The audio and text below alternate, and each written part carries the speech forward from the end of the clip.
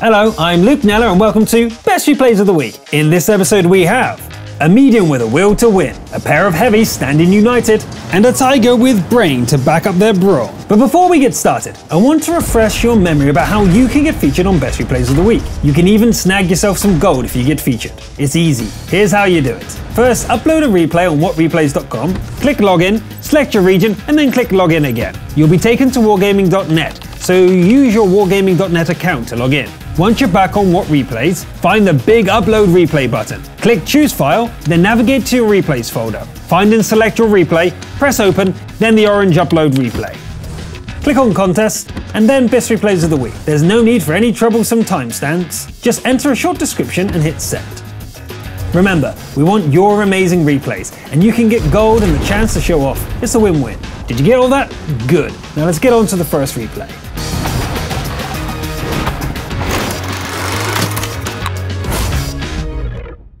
Our first replay was submitted by Michael21 from the EU server. He's going to show us how a medium tank with a tough flat side can take an entire team's worth of fire and reign victorious when the battle is done. The E50 is a German powerhouse with a great gun and a thick set of armor to make up for its lack of curves. Mines is an old map, and since its inception, the hill has been the main focus for thick waves of fire. This sounds like a great place for Michael to take his intimidating German armor.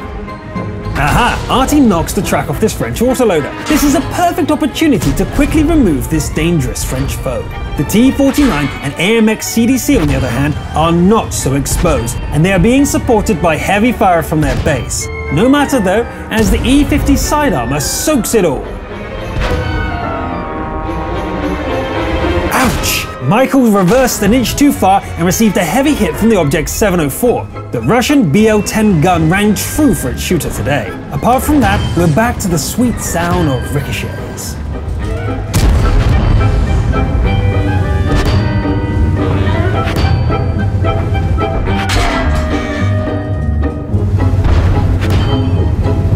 But amid this musical number, a smarter than average T-34 switched to high explosive, allowing some damage to seep through.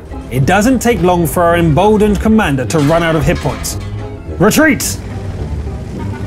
Looky here. Thanks to Michael's efforts of distracting so many enemy tanks, the east flank is overrun and the team cleans up the remaining enemy tanks. While the other numbers don't speak so highly, Michael soaked over 5 times his own tank's HP, a valiant earner of our Steel Wall Award.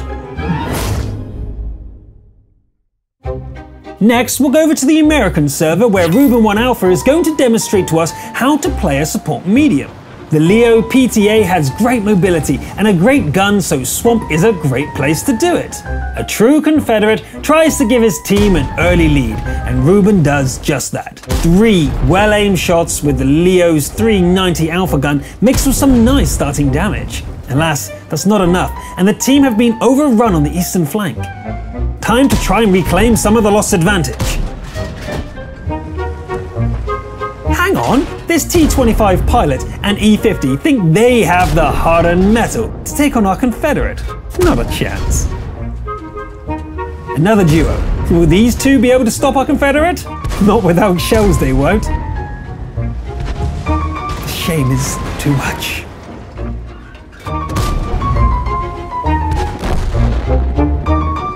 Meanwhile, the western flank that had been holding steady have run out of stamina and are being repelled. Time to even out the odds. Slow down there, Stirb. You were still spotted while attempting to flank.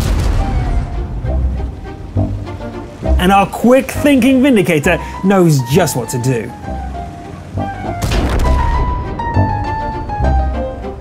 Well, someone else can have that one.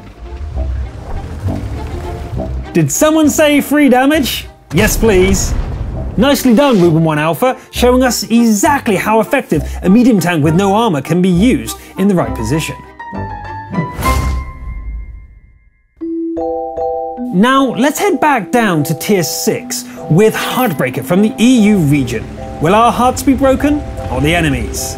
The VK3002M is a monster when top tier, boasting mobility, armor, and firepower. Everything he needs to shred his way through the middle road on Lakeville. Meeting a leopard along the way barely warrants a parting glance, as he leaves but a scratch on Heartbreaker's thick front plate. Now it's time to become a Killionaire and knock out guns before the battle has even properly begun. Well-aimed shot after well-aimed shot leaves the enemy scrambling for cover. Is it a bird? Is it a plane? No, it's an Electo. It doesn't want to be left out all the fun Heartbreaker is having on the front line. Unfortunately for the Electo, the fun didn't last long. However, now the formidably armoured 88 stands guarding the pass. Aroo! With some skillful baiting and angling, the 88 becomes far less deadly and is soon peppered full of holes. 8 kills in, but there are still more to get. 2 well-aimed shots on the Matilda puts our hero one step from their goal. Maybe it's too late. Nope, that T-50 is right back where the enemy team started, and the 10th kill is secured. Along with a cheeky platoon invite to gather a strategic crucial contribution. In just 3 minutes and 45 seconds, our hero managed to kill 2/3 of the enemy team, securing an elusive Pools medal as well as our Top Gun award, all the while not losing a single hit point. Well played, Heartbreaker. Now that engines have warmed up, let's triple R into our Brothers in Arms display from the American region. Our champions are Kirby Man in an M103 and DSK Corp in a VK4502 Porsche Aufstift B. 2 very well armoured heavies. Wait, top tier Himmels as heavies? This is gonna be brutal. Kirby makes a strong opening play in the centre window where he is hull down to that T-34. Meanwhile, Corp drives to the banana where it is best, putting that VK's very strong frontal plate to best use and effectively barricading the pass. Not much initial activity from either team as they size each other up through the gaps on windows. Suddenly, an ST-1 comes barreling down the banana with no intention of stopping. This Braveheart-style charge gives a +10 courage buff to all surrounding tanks, and soon a landslide of enemy tanks are pushing towards Corp. Kirby quickly responds to their friend in need and assumes a perfect hold-down position just behind. Let the melee begin! Corp meets Braveheart head-on and facehugs the first enemy tanks. This fantastic tactic nullifies the numerical advantage, and the soldiers behind don't have a clear shot. So good, Corp, this is my style of fighting. Let's not forget the rest of the team, as that crossfire from the charioteer on the hill is spot on and the reds start popping. This failed push has left the enemy team short of tanks, which allows our team to go into cleanup mode.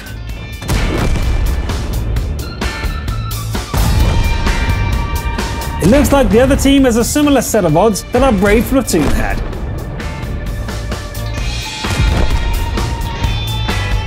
But they don't even attempt to work together and get hunted down one by one. Kirby gets the lion's share of the remains, managing to secure a Top Gun with the much more nimble M103. Nicely done, you two. The enemies charged in but lacked your coordination and fell like dominoes. 9 kills for Kirby Man and DS Corps together, with plenty of damage. Now we've finally arrived at the best replay of the week. It was submitted by Billy Dion? Billy Dion. Billy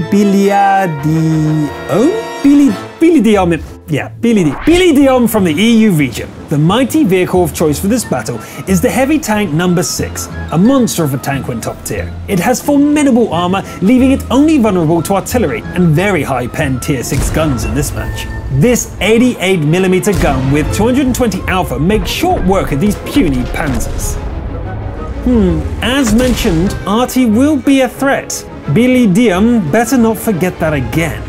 The western flank has been lost and the battle in the city rages fast, with many allies being destroyed. Some great play will be required to swing this battle. Billy Dion?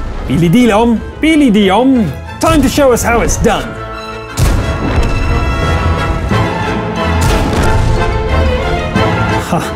That was quite the display. A tank graveyard has been raised in the city surrounding our champion, all the while remaining safe from the artillery. Lesson well learnt, it seems, from that opening relay shot. This Firefly underestimated our champion and has been left with nowhere to run. Billy Dion destroys the troublesome medium and remains in shelter. Now that they're unspotted, it should be safe to... Whoa! What reactions! That was a quick shot!